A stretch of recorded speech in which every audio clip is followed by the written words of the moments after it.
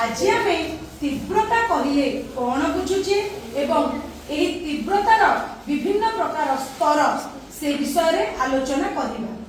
तेबे तीव्रता कहले कौन बुझिबा किए कहबो? आयुष्मान कहलु बापा। गुण परिमाण धर्म तथा अवस्था को मापिबा मापदंड को तीव्रता कहले। हाँ ठीक कहला।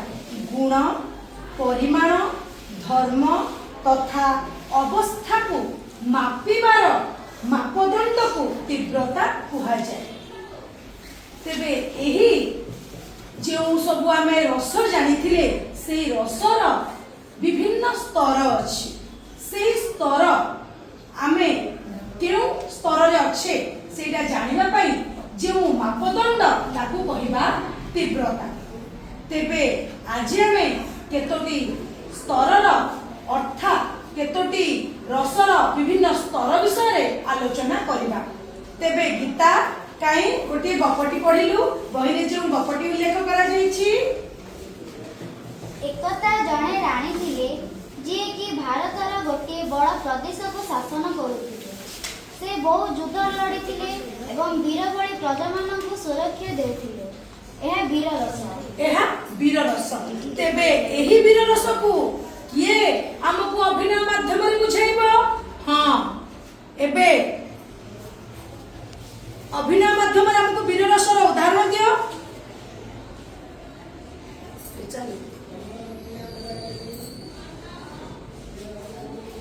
चले राजा बोले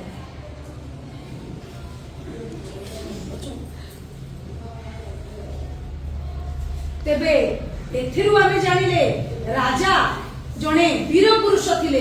से तांको प्रजा मानकु अत्यंत सुख आ खुशीर सह एवं कोन सुरक्षार सहित रखिथिले।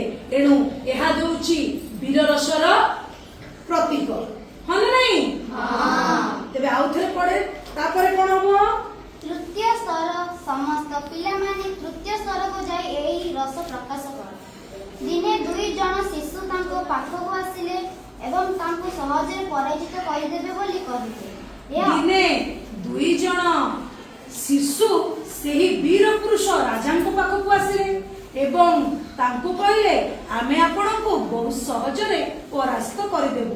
तेबे निश्चय कहि परिबो एठी राजा एवं तांको प्रजा माने कोन अनुभव करिथिबे?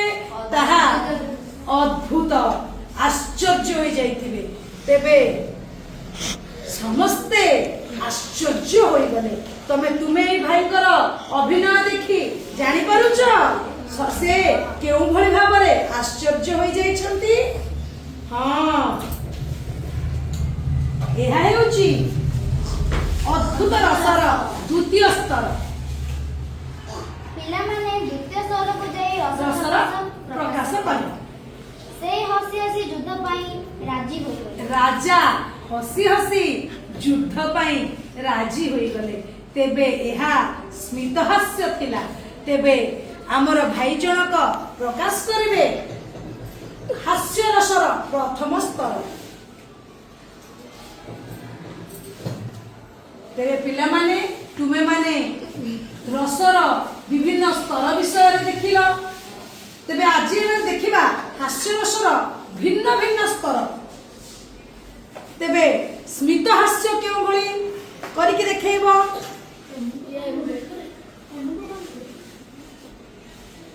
ताठु टिके उन्नत धारणार हस जहा कि अत्यधिक हस करिके देखा। एबे सबुटु अधिक हस